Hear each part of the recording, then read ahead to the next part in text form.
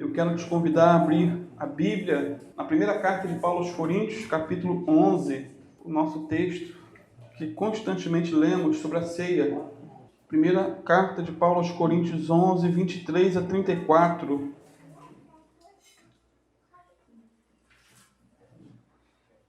Vamos orar antes de ler? Senhor, te damos graças, Pai, por mais essa oportunidade, Senhor, de estar trazendo a Tua palavra. Te agradeço pela oportunidade de estarmos reunidos aqui como família, como igreja.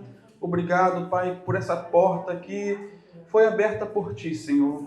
Que o Senhor venha enviar o povo, que o Senhor venha ganhar, converter almas aqui nessa comunidade, Pai. Que o Senhor venha nos usar para a Tua glória, Pai, no nome de Jesus. Que não fique esse grupo restrito em nós mesmos, mas que ele venha se estender, se expandir, e tudo para a Tua glória e para Teu louvor, em nome de Jesus. Diz assim a palavra, amados: porque eu recebi do Senhor o que também vos ensinei, que o Senhor Jesus, na noite em que foi traído, tomou o pão, e tendo dado graças, o partiu e disse: tomai, comei, isto é o meu corpo que é partido por vós. Fazei isto em memória de mim. Semelhantemente também, depois de cear, tomou o cálice, dizendo: este cálice é o mandamento, ou o novo testamento no meu sangue. Fazei isto todas as vezes que o beberdes em memória de mim. Porque todas as vezes que comerdes este pão e beberdes este cálice, anunciais a morte do Senhor até que venha. Portanto, qualquer que comer este pão ou beber o cálice do Senhor indignamente, será culpado do corpo e do sangue do Senhor. Examine-se, pois, o homem a si mesmo, e assim coma deste pão e beba deste cálice. Porque o que come e bebe indignamente, come e bebe para a sua própria condenação, não discernindo o corpo do Senhor. Por causa disto, há entre vós muitos fracos e doentes, e muitos que dormem. Porque, se nós nos julgássemos a nós mesmos, não seríamos julgados. Mas, quando somos julgados, somos repreendidos pelo Senhor, para não sermos condenados com o mundo. Portanto, meus irmãos, quando vos ajuntais para comer, esperai uns pelos outros. Mas, se algum tiver fome, coma em casa, para que não vos ajunteis para juízo. Quanto às demais coisas, ordená-las-ei quando for.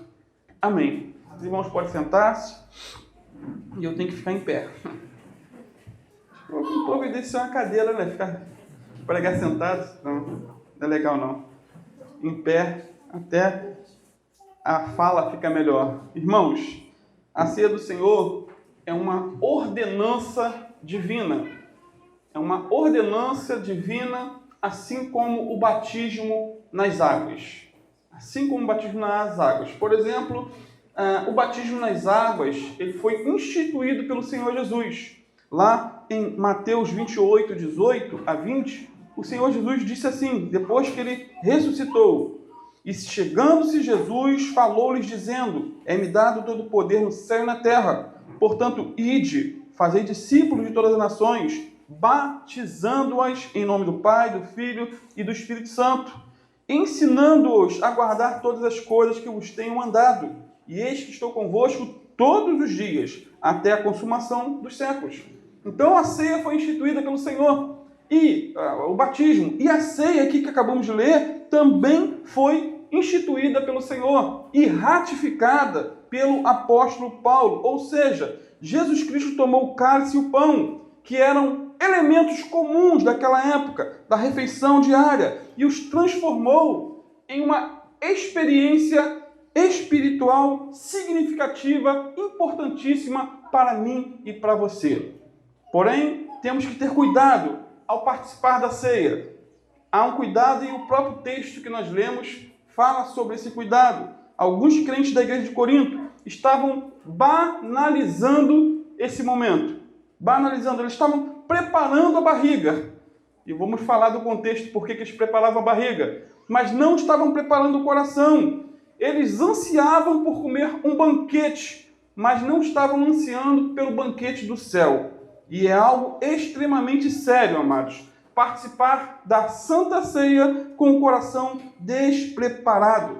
E foi esse despreparo, né, que levou o apóstolo Paulo a dizer no versículo 30, eis a razão porque há entre vós muitos fracos e doentes, e não poucos que dormem. Dormir aqui, não poucos que morreram por participarem indignamente da ceia. Sendo assim, eu creio que o momento da ceia é uma oportunidade de crescimento espiritual e de inúmeras bênçãos quando participamos com atitude correta. Eis a questão. Participar com atitude correta. Então, como podemos participar de um momento tão especial como esse?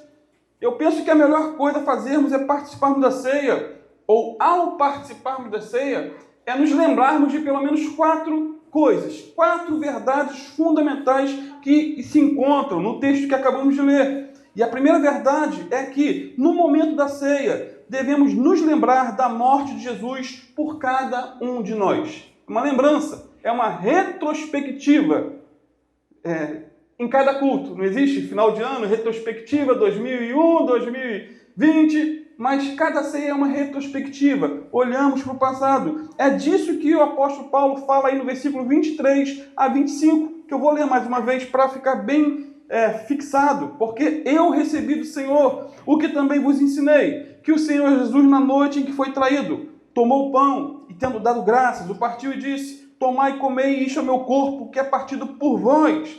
Fazei isto em memória de mim. Semelhantemente, também depois de cear, tomou o cálice, dizendo, este cálice é um novo testamento no meu sangue. Fazei isto todas as vezes que beberdes em memória de mim. Ou seja, o pão repartido nos lembra o corpo de Cristo, dado por cada um de nós. E o cálice representa o sangue do Cordeiro de Deus, que tira o pecado do mundo. E o mais interessante é que o Senhor, aqui nesse texto, nos manda lembrar da sua morte.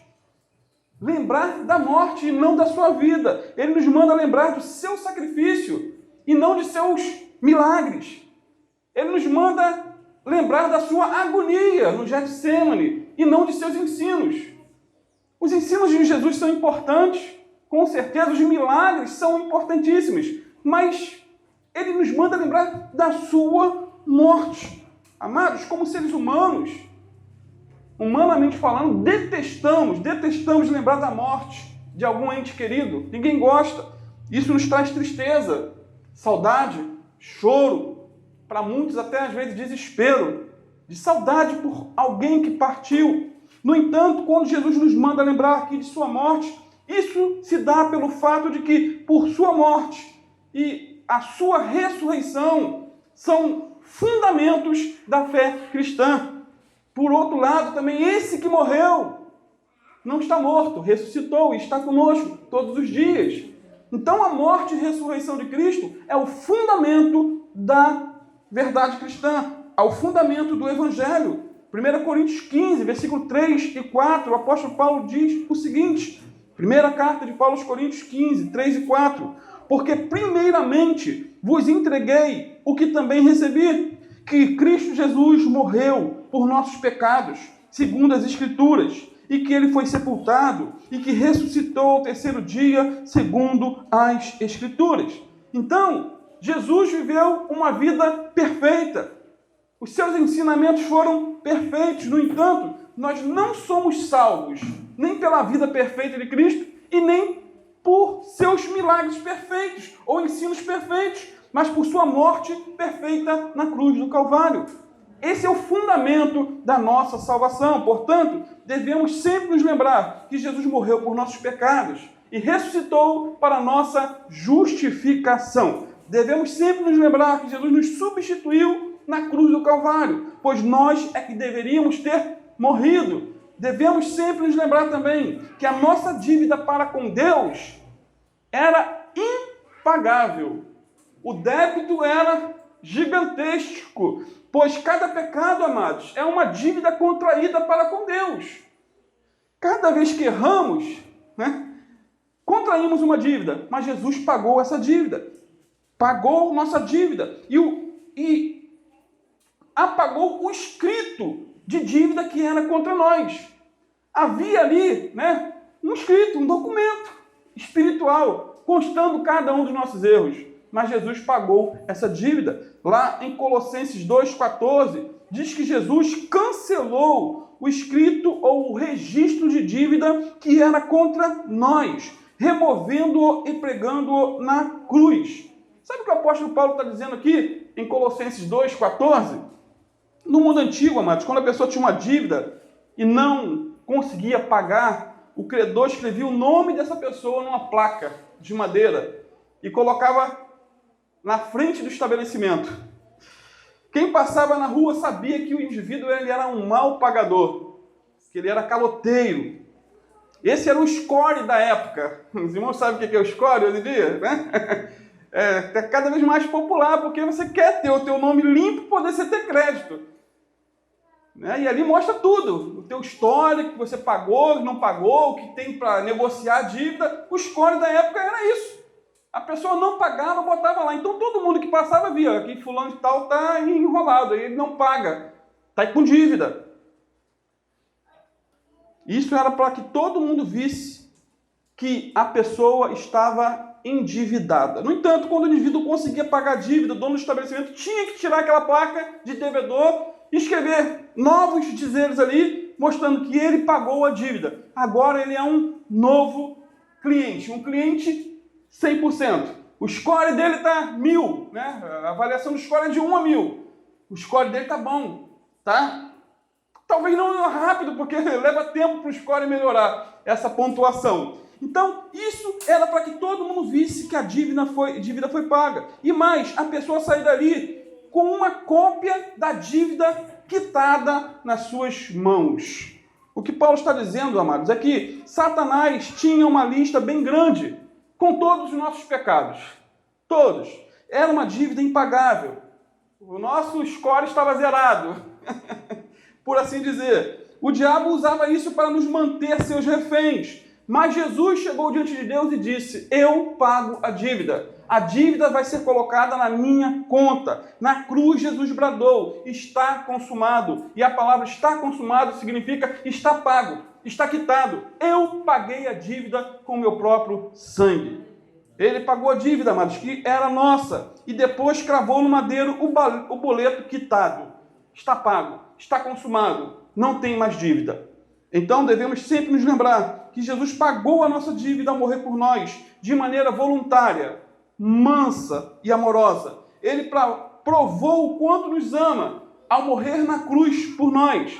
Como eu citei ontem, Romanos 5,8 diz que Deus prova o seu próprio amor para conosco, pelo fato de Cristo Jesus ter morrido por nós, sendo nós ainda pecadores. No entanto, essa lembrança em relação à morte de Jesus não se restringe a fatos históricos, mas também a realidades espirituais. Isso porque o mesmo Jesus que morreu na cruz em nosso lugar, ele ressuscitou e está conosco todos os dias, até a consumação dos séculos. O mesmo Jesus que morreu numa cruz está vivo e nos ajuda diariamente em nossas fraquezas, porque nós somos rodeados de muitas fraquezas, muitas tentações, mas o Senhor, que em tudo foi tentado e não pecou, ele nos ajuda a vencer cada uma das tentações.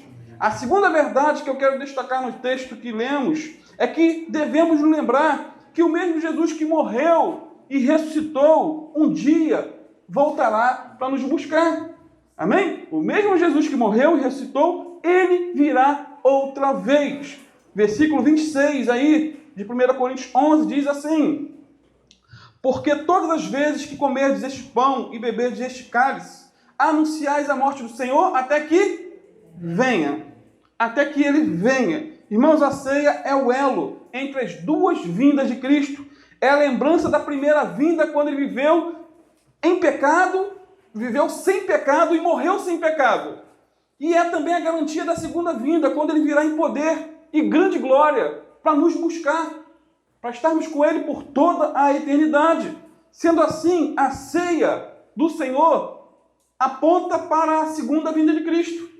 Não é só um memorial do passado, mas é aí também uma esperança para o futuro. E o texto aqui é bem claro ao dizer que devemos praticá-la ou a ceia, até que ele venha.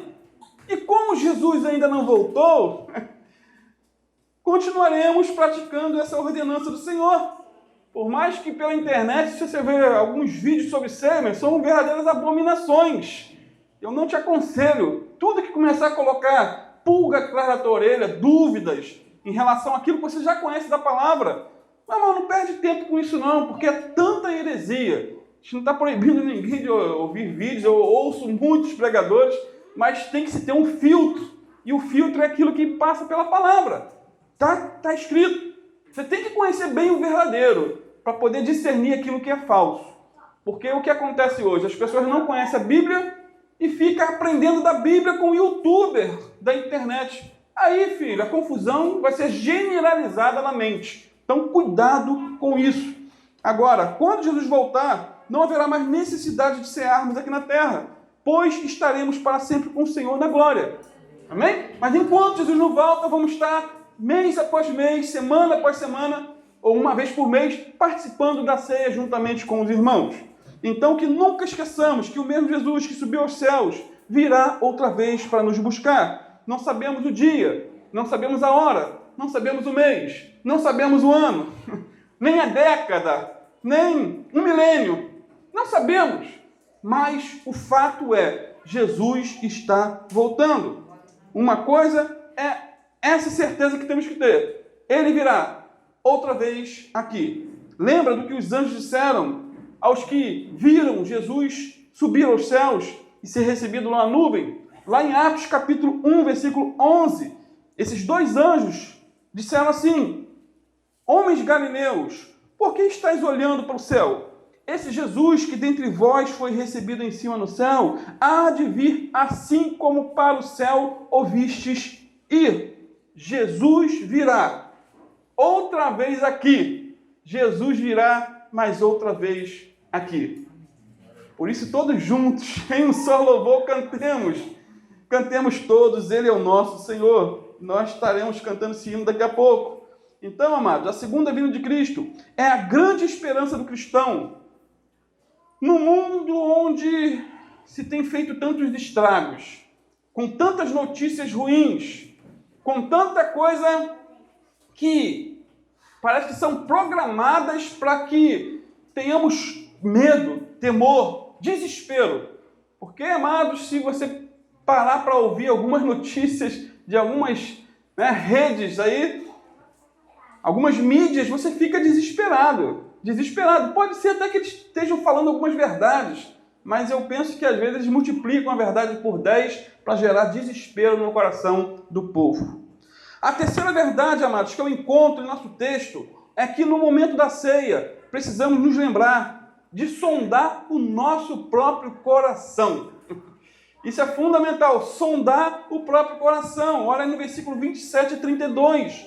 Portanto, qualquer que come este pão ou bebe ou beber o cálice do Senhor indignamente, será culpado do corpo e do sangue do Senhor.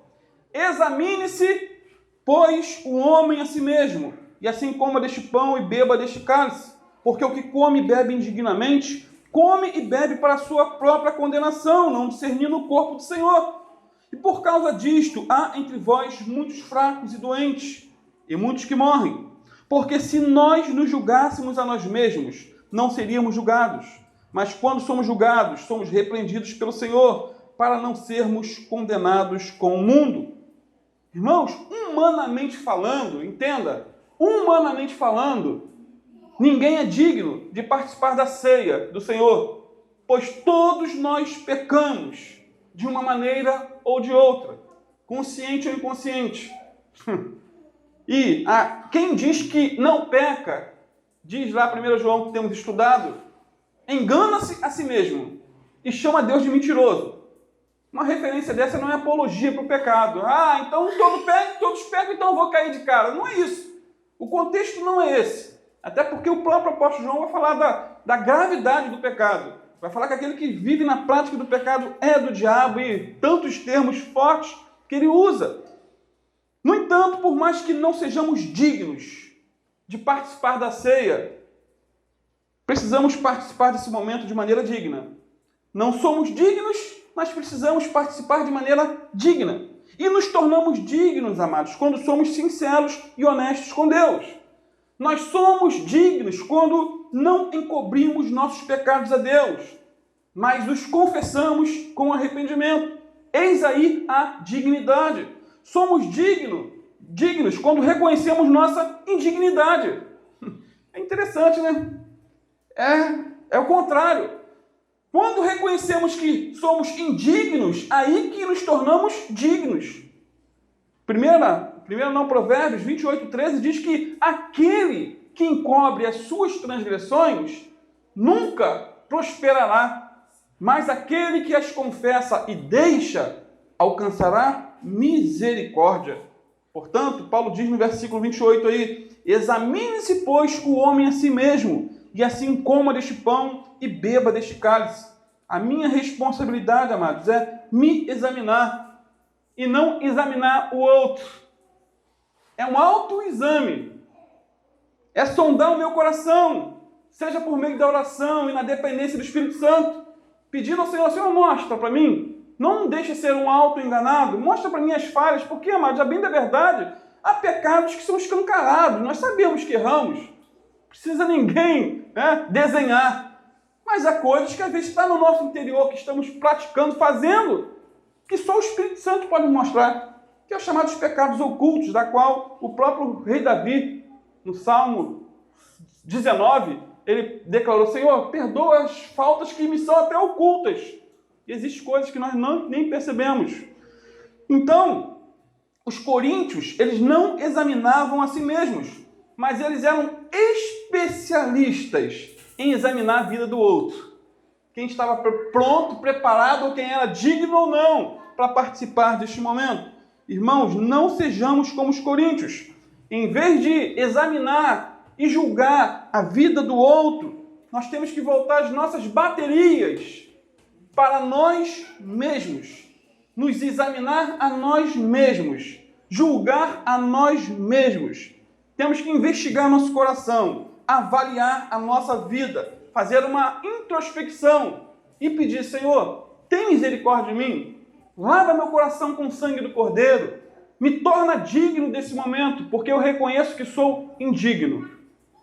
Quando assumimos, amados, a postura de detetives religiosos da vida alheia, nos tornamos incapazes de reconhecer os nossos próprios erros. E existem esses detetives. Ficam pela igreja procurando: fulano vai tomar ceia, eu vi ele fazendo isso e fazendo aquilo. E quando ele aponta um dedo para o outro, tem 3 ou 4 apontando para ele mesmo, voltando para si mesmo. Então temos que ter cuidado com isso. Temos que nos lembrar que no momento da ceia eu tenho que esquecer os outros, em certo sentido, mas mirar para mim mesmo. Então, precisamos reconhecer nossos pecados e confessá-los a Deus. Precisamos orar e pedir ao Senhor para nos perdoar até dos pecados ocultos. E o que nos torna dignos para o momento da ceia não é a ausência de pecado, mas a consciência do perdão de Deus. Isso nos torna dignos. A consciência que o Senhor está nos perdoando, está nos levantando, está nos dando mais uma oportunidade de seguir e continuar na caminhada da vida. Isso porque tomar ceia com pecados não confessados, amados, é se tornar réu, como diz Paulo aqui, do corpo e do sangue de Cristo. Pois foi o pecado que levou Jesus à cruz. E quando não o reconheço, não o confesso e não tenho a predisposição de abandonar, nós estamos fazendo isso. Estamos nos tornando réus do corpo e do sangue de Cristo. Por isso o apóstolo Paulo diz no versículo 29, porque o que come e bebe indignamente, come e bebe para a sua própria condenação, não discernindo o corpo do Senhor. Em um culto de Santa Ceia na Escócia, o pastor observou que uma irmã da congregação, ela dispensou os elementos quando os obreiros estavam passando. E ela baixou a cabeça e começou a chorar. E ficou ali, remoendo, chorando. E o pastor desceu do púlpito, foi lá e falou com aquela irmãzinha: minha irmã, você está digna de participar. O teu choro revela que houve arrependimento verdadeiro. Eu não sei o que você fez. Eu não sei o que você praticou. Mas você é digna porque você está com o coração quebrantado. Participe, coma conosco. Não fuja da ceia, mas participe, em nome de Jesus. Porque o apóstolo Paulo, ele afirmou, aí no versículo 28 ainda, amados, examine-se, pois, o homem a si mesmo, e assim coma deste pão e beba deste cálice. Viram os detalhes? Ele disse, examine-se o homem a si mesmo e coma do pão e beba do cálice. Ele não disse para nos examinar, fazer um autoexame e correr ou fugir, mas comer e beber. Não podemos deixar de participar da ceia por causa do pecado, mas temos que correr do pecado por causa da ceia. E a melhor maneira de deixar o pecado, amados, é confessando, se arrependendo, abandonando e tentando de novo. Tente outra vez. Lembra aquela música de Raul Seixas? Ele era um endemoniado, aquele homem. Escreveu muitas músicas satânicas, mas pelo menos esse verso aí, muitas vezes me serve de inspiração. Tente outra vez. Não chute o pau da barraca, não desista. Continue a caminhada, continue tentando, insistindo, buscando a santificação. Então, a ceia é instrumento de restauração. O momento da ceia é um momento de cura e de libertação. A ceia é o momento em que devemos aguçar os sentidos da nossa alma para nos examinar e nos voltar para o Senhor, dia após dia. Na ceia devemos correr do pecado, amados, para Deus. E não correr de Deus para o pecado, que seria uma loucura. Agora, quando participamos da ceia com o coração entupido de pecado, Deus nos disciplina. Quando participamos da ceia sem arrependimento e com o desejo intenso de continuar na sem-vergonhice, aí é complicado. Aí vem disciplina, aí vem julgamento. Aí podemos dizer que o que acontece é a mão de Deus pesa. Tem gente que fala assim, não, mas Deus é amor. Não, Deus também pesa com a sua mão, amados. E é o que o apóstolo Paulo fala aí no versículo 30. Por causa disto, ou seja, de participar da Santa Ceia sem um autoexame, sem arrependimento de pecados. Por causa disto, há entre vós muitos fracos e doentes, e muitos que morreram ou dormem. Agora, essa disciplina não é como a sentença de um juiz condenando o criminoso, mas como a repreensão de um pai amoroso que castiga os seus filhos desobedientes e muitas vezes obstinados. Que Deus nos guarde disso em nome de Jesus, dessa obstinação. A palavra de Deus fala sobre essa disciplina que Deus nos concede lá em Hebreus 12, versículo 5 a 8, quando diz assim: e já vos esquecestes da exortação que argumenta convosco como filhos. Filho meu, não desprezes a correção do Senhor e não desmaies quando por ele fores repreendido, porque o Senhor corrige a quem ama e açoita a qualquer que recebe por filho. Se suportais a correção, Deus vos trata como filhos, porque que filho há a quem o pai não corrija? Mas se estáis sem disciplina, da qual todos são feitos participantes, sois então bastardos e não filhos. Bem-aventurado é você que, quando errar, for disciplinado por Deus, né? Às vezes não é uma disciplina física, fiquei doente ou morri, mas a própria tristeza na alma, a própria agonia de querer se acertar com Deus, isso já é uma disciplina. É o Espírito Santo já apertando aí o seu coração. Então, amados, a disciplina é a prova do amor de Deus por nós. E quando cooperamos com Ele, aprendemos as lições mais profundas da vida. Por último, terminando, precisamos também nos lembrar de nossos irmãos quando participamos da ceia. É o que está no versículo 33 e 34. Veja comigo. Portanto, meus irmãos, quando vos ajuntais para comer, esperai uns pelos outros. Mas se alguém tiver fome, coma em casa, para que não vos ajunteis para juízo. Quanto às demais coisas, ordená-las-ei quando for. Recapitulando então, ao participarmos da ceia, precisamos nos lembrar do passado. A visão do retrovisor, lembrar da morte de Cristo por nós. Segundo, precisamos nos lembrar que Jesus vai voltar, olhar para frente. Terceiro, precisamos nos lembrar de fazer um autoexame, sondar a nossa vida e não a vida do outro. E por fim, ao participarmos da ceia, precisamos nos lembrar dos nossos irmãos. Foi por isso que Paulo disse: meus irmãos, quando vos ajuntais para comer, esperai uns pelos outros. E há um contexto histórico por trás dessa frase do apóstolo Paulo. A ceia, ela era precedida pela festa do amor, a festa ágape. Os irmãos lembram lá na nossa igreja quando tínhamos, acho que até ano passado, fazíamos aquela refeição, o café da manhã juntos, mas depois da ceia. Na igreja primitiva era antes da ceia, então havia banquete. E depois que todo mundo comia e bebia, aí participavam da ceia. No dia em que a ceia do Senhor era celebrada, servia-se uma refeição completa. Então os crentes comiam, bebiam, repartiam, se confraternizavam e depois, num clima de comunhão, eles ali celebravam a ceia do Senhor. Sendo assim a festa do ágape, ou a festa do amor, como ficou conhecido na história, mas que infelizmente acabou porque o propósito pela qual foi iniciado se distorceu. Não era apenas um tempo de comunhão, mas também um momento de amor de uns para com os outros. Era um momento de dividir o que se tinha com os mais pobres. Literalmente, era uma oportunidade para os cristãos ricos repartirem um pouco de seus bens materiais com os cristãos mais pobres. Uma vez que todos traziam de casa alguma coisa para comer e faziam uma espécie de ajunta-prato, cada um trazia um pouquinho, juntava tudo ali e todos participavam de uma boa refeição, pelo menos uma vez por semana, que segundo a história eles faziam ceia uma vez por semana, mas com esse propósito de ajudar os pobres. Como havia muita comida, a semana toda eles comiam pouquíssimo, pouca alimentação, então no domingo eles podiam comer bem, guardar bastante alimento para passar a prova durante a semana. E depois desse banquete, então, eles celebravam a ceia. No entanto, amados, durante a festa do amor, o que acontecia?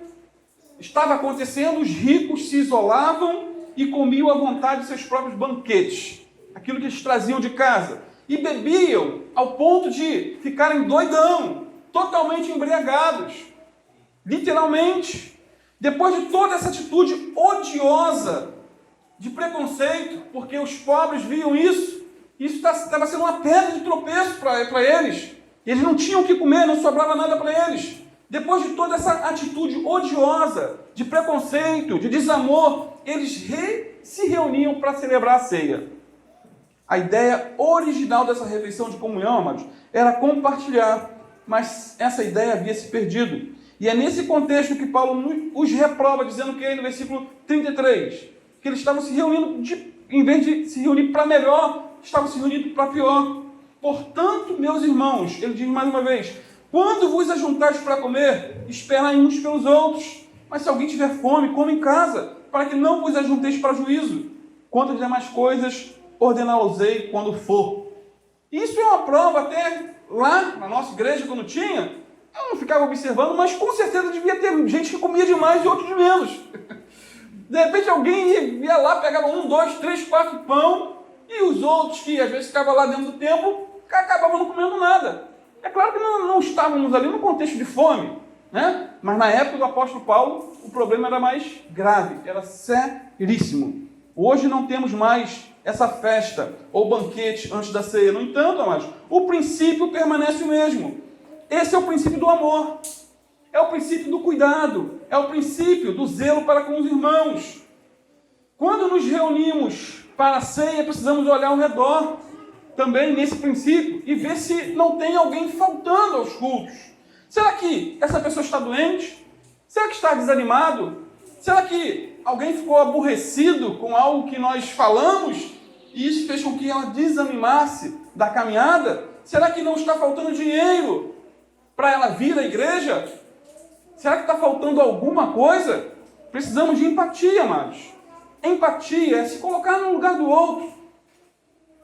Principalmente aqueles que moram longe, precisam do nosso socorro. Às vezes é pesado, pesa no bolso, mas fez Jesus por nós. Ele morreu a nossa morte. O que é gastar um pouquinho mais para socorrer um irmão? Precisamos ajudar aqueles que estão desempregados, que foram surpreendidos com essa pandemia com esse caos social que está instalado no Brasil e no mundo. Precisamos contribuir financeiramente com esta causa aqui, pois assim como lá na sede, nós vamos dar seguimento aqui também a muitos princípios ótimos, como ajudar os missionários que precisam de nós lá. Vamos continuar contribuindo. Vamos fazer cestas básicas aqui para pessoas carentes também, em nome de Jesus. Vamos fazer melhorias. Isso é o quê? Amor aos irmãos. Precisamos realmente nos amar no mesmo nível em que Jesus nos amou. Jesus não nos amou com palavras, mas com atitudes. Ele morreu a nossa morte. Seu amor foi sacrificial. Por isso o apóstolo Paulo, ou João, diz, lá em 1 João 3,16, lembra de Evangelho de João 3,16, Deus amou o mundo? É só decorar 1 João 3,16 também. É uma correlação e fala quase do mesmo assunto. Conhecemos, diz João, o amor nisto, que ele deu a sua vida por nós, e nós devemos dar a vida pelos irmãos. Quem, pois, tiver bens do mundo e vendo a seu irmão necessitado, lhe cerrar suas entranhas, como reside nele o amor de Deus? É a pergunta que João está fazendo. E é uma pergunta negativa. Com certeza, não, o amor de Deus não está nele. Meus filhinhos, diz João, não amemos de palavra nem de língua, mas em obra e em verdade. É um amor prático. É um amor que doa. É um amor que se compadece. Me faz lembrar, para concluir, de uma brincadeira que determinada igreja havia promovido em seu retiro espiritual. A brincadeira era a seguinte: duplas, eu ia falar dupla de dois, era cômico, né? Duplas jogavam ovos um para o outro, quando estavam perto. Só que à medida que ia avançando e passando os níveis, eles tinham que ir se afastando. E aquele que deixava o ovo cair era desclassificado. Então, à medida que eles iam se afastando, um amigo jogava o ovo para o outro, só que às vezes não dava para pegar, o ovo caía na cara, quebrava, caía no chão, no ombro, e ali era muita brincadeira, o pessoal ria muito com aquela cena. Só que nesse contexto, duas meninas que eram pobres e eram daquela igreja, observavam atentamente e com tristeza aquela cena, porque os ovos caíam no chão.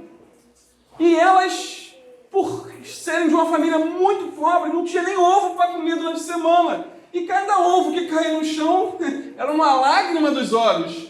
Meu Deus, esse ovo fazia tanta falta na minha casa, estão jogando fora. E uma delas chegou para o pastor e disse assim: pastor, se sobrar algum ovo depois da brincadeira, será que o meu irmão e eu podemos levar para casa? Olha que situação que esse pastor ficou. E numa decisão sábia, o pastor mais que depressa encerrou a brincadeira. Deu o prêmio para o vencedor. E pegou o resto do ovo todo e deu para aquelas duas criancinhas levar para casa. Porque ia ser constrangedor ela ver mais ovos sendo jogados fora e ela sem nada para comer, ou elas sem nada para comer em casa. Que essa lição, amados, nos sirva de exemplo de não desperdiçar enquanto outros estão passando fome. Bote no prato aquilo que você vai comer. Em nome de Jesus, não jogue fora. Finalizando, finalmente, Jesus é o anfitrião que nos convida à sua mesa. Jesus é o mediador do novo pacto feito por Deus e nos considera parceiros desse pacto. Jesus é o Cordeiro de Deus que foi morto no Gólgota e nos limpa de todos os pecados quando nos arrependemos de verdade, quando desejamos, literalmente, Senhor, lava minha alma, meu corpo, me torna limpo, Senhor, me torna digno. Jesus é nosso irmão e amigo e nos ensina como viver e como agradar a Deus. A parte do pastor na pregação, no ensino, é só mostrar o que a palavra diz. Agora é o Espírito Santo que nos ensina a praticar essa palavra. Por nós mesmos não podemos. Por fim, como fonte de felicidade, Jesus nos enche não de tristeza e pesar por sua morte, quando lembramos da morte do Senhor, mas Ele nos enche de alegria e regozijo por sua presença diária. Ele está conosco todos os dias, até a consumação dos séculos, seja na dor, seja na alegria. seja na dificuldade familiar, seja no problema financeiro, independente do problema que estejamos passando, Jesus está conosco. Amém, amados? Tenha essa fé, essa certeza. O mesmo Jesus que morreu, ele não está lá na tumba em Jerusalém. Ele está à destra do Pai intercedendo por nós e ao mesmo tempo está conosco. Ele faz morada em nosso coração. Vamos estar orando, vamos estar praticando aquilo que ouvimos, clamando a Deus por perdão, pedindo a Ele para nos tornar dignos, porque humanamente não somos, mas nos tornamos dignos quando reconhecemos que não há dignidade em nós. Daqui a pouco eu ia pedir a André para cantar aquele primeiro louvor, ou já tinha programado outro? Depois da oração, enquanto for... não, apesar que a André vai estar distribuindo a ceia, né? Junto com os irmãos. Eu posso fazer. Canta. Amados, feche os olhos, vamos estar orando, clamando a Deus. Pai, em nome do Teu Filho Jesus, Senhor, Te louvamos, Senhor, por mais essa palavra, por mais essa instrução que o Senhor nos dá, por mais esses conselhos, Senhor, da Tua palavra. Muito obrigado, Senhor, porque o Senhor corrige aquele a quem ama, e nós precisamos diariamente da Tua correção, Pai. Precisamos diariamente da Tua orientação, do Teu puxão de orelha, Senhor. Pai, não nos deixe no engano, Senhor, não nos deixe ser auto-enganados, não, Pai. No nome de Jesus, abra os nossos olhos, revela, Senhor, com a luz do Teu Evangelho, da Tua Palavra, revela a escuridão do nosso coração, se há alguma teia de aranha, se há alguma coisa errada, que o Senhor venha nos mostrar, Senhor, para que venhamos nos arrepender, nos humilhar, clamar a Ti, Senhor. Tem misericórdia de nós nessa manhã, eu te peço, Pai. No nome de Jesus, reconhecemos que somos falhos, pecamos, Senhor, muitas vezes erramos, Senhor, o alvo é a santidade, o alvo, Senhor, é o Teu Filho Jesus, que em tudo foi tentado e não pecou, e só Ele foi tentado e não pecou, e muitas vezes, Senhor, nós somos tentados em tão pouco, e mesmo assim erramos, Senhor, mas nos ajuda, Senhor, em nossas fraquezas, lava nosso coração com o sangue do Cordeiro, Pai, nessa manhã, Pai, nos torna dignos, Senhor, deste momento, que tudo seja para a Tua honra, que tudo seja para a Tua glória, que tudo seja para o Teu louvor, Deus. Fica conosco, Pai. Cobre-nos com o sangue do Cordeiro, Senhor. Cordeiro de Deus, diz a Tua palavra, que tira o pecado do mundo, Senhor. Sabemos que esse fato, essa expressão, tira o pecado do mundo, não é algo imediato, automático, mas tem que haver um arrependimento verdadeiro, Pai. No nome de Jesus, produz isso em nós, Senhor. Espírito Santo, sonda nossa alma. Espírito Santo, sonda nosso coração. Espírito Santo, faz morada verdadeiramente, Senhor, em nós. Pai, o Senhor tem toda a liberdade, Senhor, de nos orientar, de nos corrigir, de nos instruir em justiça, Senhor. Carecemos da Tua boa mão, Pai. Fica conosco, Senhor. Limpa a nossa vida. Te pedimos em nome do Teu Filho Jesus, Pai. Que tenhamos, Senhor, nossos olhos na cruz do Calvário, Pai. Naquele evento tão marcante, na morte do Senhor por nós. Que possamos nos lembrar também, Senhor, de que Jesus está voltando, o mesmo Jesus que morreu e ressuscitou, um dia irá voltar para nos buscar. Precisamos também nos lembrar, Pai amado, no nome de Jesus, de nos autoexaminar, de sondar nossa alma com a ajuda do Espírito Santo. E precisamos também nos lembrar, Senhor, dos nossos irmãos, Senhor, em toda a nossa vida, Pai, que possamos ser, Senhor, bênção na vida do outro, e tudo isso para a Tua glória, o Teu louvor, em nome do Teu Filho Jesus.